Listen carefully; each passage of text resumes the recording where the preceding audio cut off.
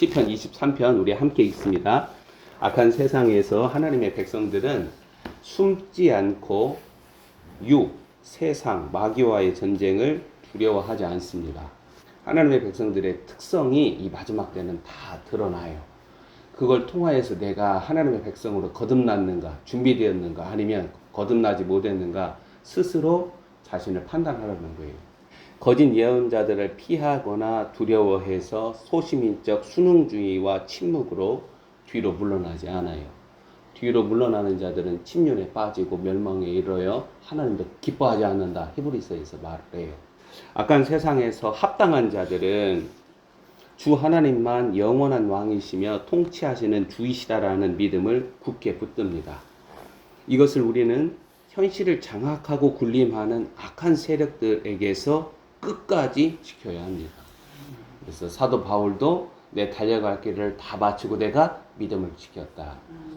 인자의 나라는 마지막 번 짐승의 나라를 이기고 그 나라의 영광에 들어갈 때 우리에게 필요한 것은 흔들리지 않는 믿음이라는 거예요. 생명의 믿음이어야 돼요. 다른 믿음이나 유사품 믿음은 안 돼요.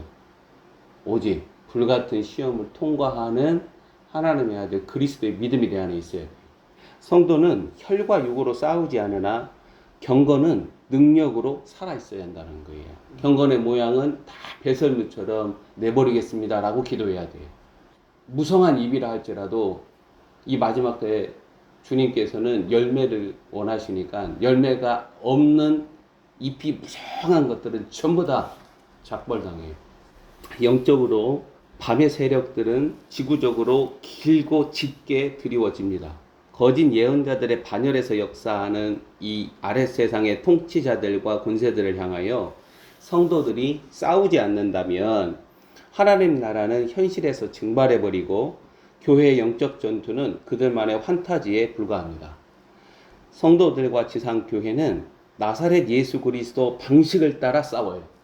우리는 싸움을 안 하는 자들이 아니에요.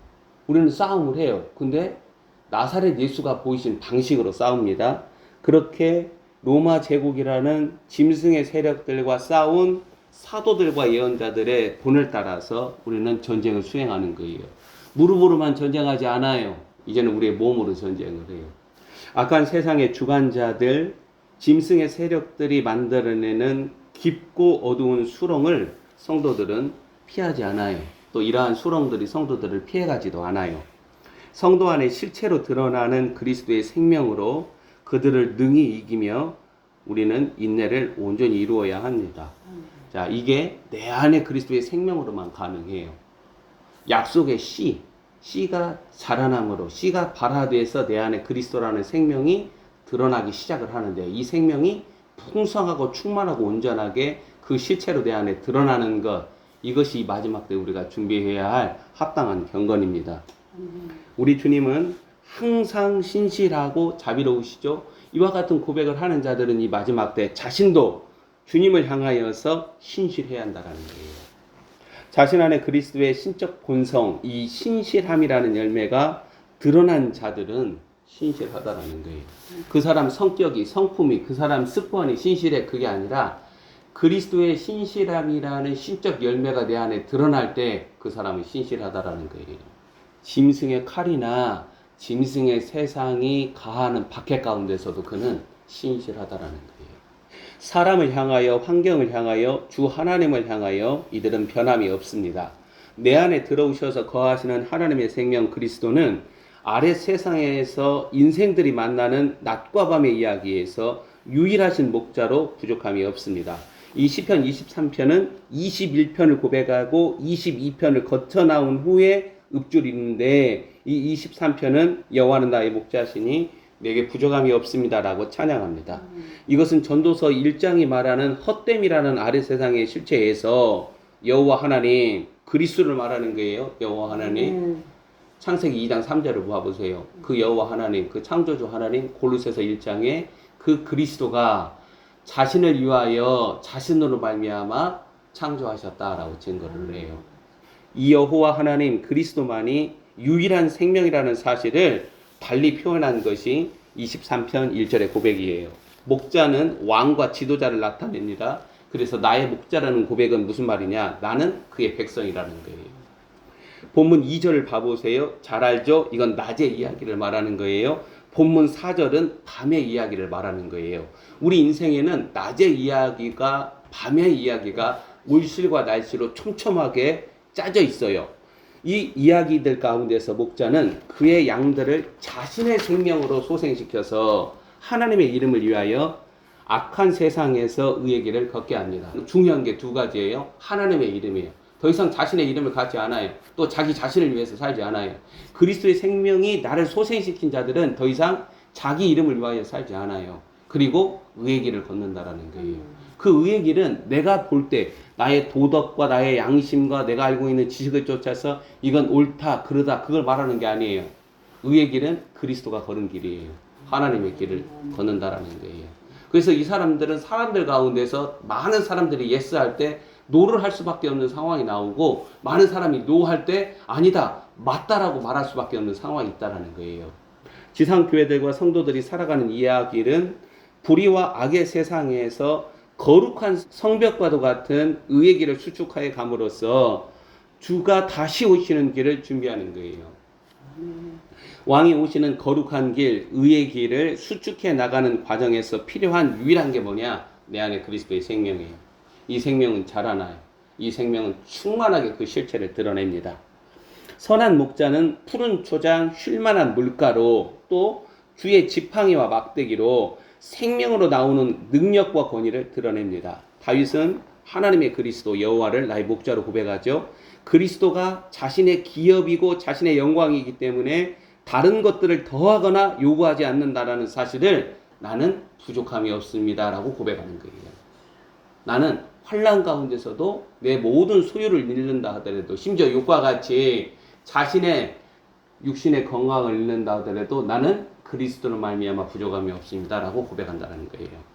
주 예수 그리스도에다가 끊임없이 무언가를 더하고 요구하면서도, 기도로 통해서 요즘 지상교회 목사들 성도들이 그러죠.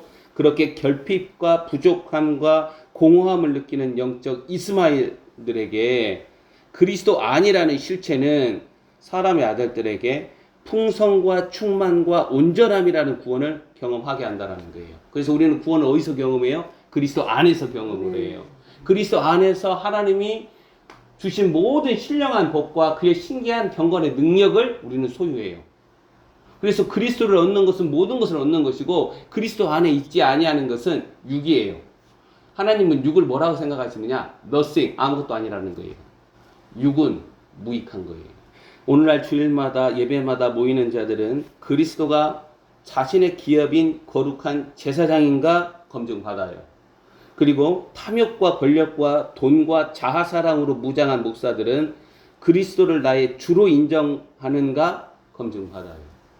여호와는 나의 목자신이라는 고백은 그리스도가 나의 왕이요 주이시다라는 고백으로 자신은 그의 종이고 그의 백성임을 드러냅니다.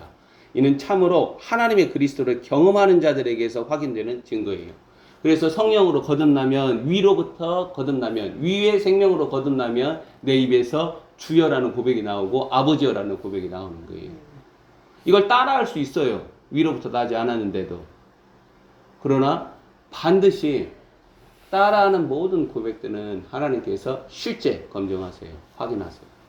이들은 종, 백성이 아니고 그리스도가 그들의 주가 왕이 아니라면 본문 2절, 3절, 4절 악하고 불의한 세상과 폐악한 세대들 가운데서 이 말씀들이 확인되지 않아요. 하나님은 그리스도라는 생명을 우리 아래 들어오게 하심으로 우리의 영혼을 소생시키시고 자신의 생명으로, 그리고 더 이상 우리 자신의 이름, 자신의 정체성, 자아를 위하여 사는 아담적 운명을 거부하고 그리스도라는 이름을 위하여서 의의 길로 이끄십니다. 그래서 하나님의 백성들, 하나님의 집은 이러한 하나님과의 선한 관계, 친밀감으로 말미암아 악의 평범성이나 불의의 길을 걷지 않는다라는 거예요. 거기서 서지 않아요. 거기서 앉지 않아요. 거기서 방황하지 않아요. 악은 그 모양이라도 버려요. 알파와 오베가 하나님 그리스도를 경험한다라는 말이에요. 편만하게 나이브하게 인습화된 한국발 지상교회 현실에서 본문 2절에 제가 낮의 이야기가 나타난다고 그랬죠. 낮의 이야기에서는 많은 사람들이 무수한 간증으로 은혜롭게 주는 나의 선한 목자이십니다. 그렇게 고백을 해요. 그건 그 절반짜리예요. 4절에 이제 앞으로 이 마지막 번 짐승에서 나타나는 지구적으로 용과 짐승 적그리스도가 주도하는 4절의 사망의 음침한 골짜기를 거쳐 나오는 밤의 이야기에서도 뭘 고백을 해야 돼요? 예수 그리스도는 신실한 나의 목자이시고 나는 부족함이 없습니다. 반드시 이것을 믿고 고백해야 돼요. 거룩한 성도들은 그리스도를 따르는 의의 길에서 사망의 음침한 골짜기를 만나게 됩니다. 반드시 만나요. 바빌로니안들은 불못이라는 영원한 형벌의 수렁을 만나지만 마지막 때 깨어서 자신을 준비한 자들은 마지막 번 짐승의 세상이라는 어두운 터널을 믿음과 인내로 이겨야 합니다.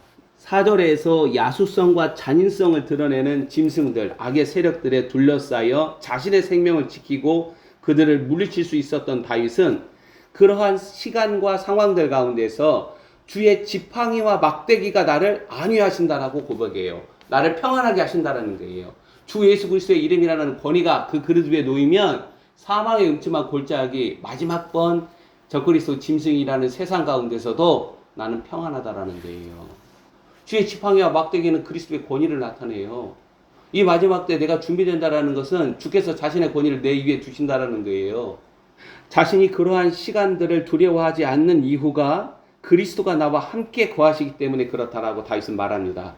다윗은 자신이 겪은 밤의 이야기에서 여호와 그리스도는 나의 목자이시고 나는 부족함이 없습니다. 이 고백을 확증시킨다라는 거예요. 본격적으로 밤의 이야기에 들어가는 오늘날 지상교회들과 성도들, 심지어 목자 노릇하는 자들도 우리는 모두 나의 믿음과 신념 보잘것없이 뒤흔들리고 요동하고 있음을 우리가 스스로 발견하게 돼요. 우리는 다 뒤흔들려요.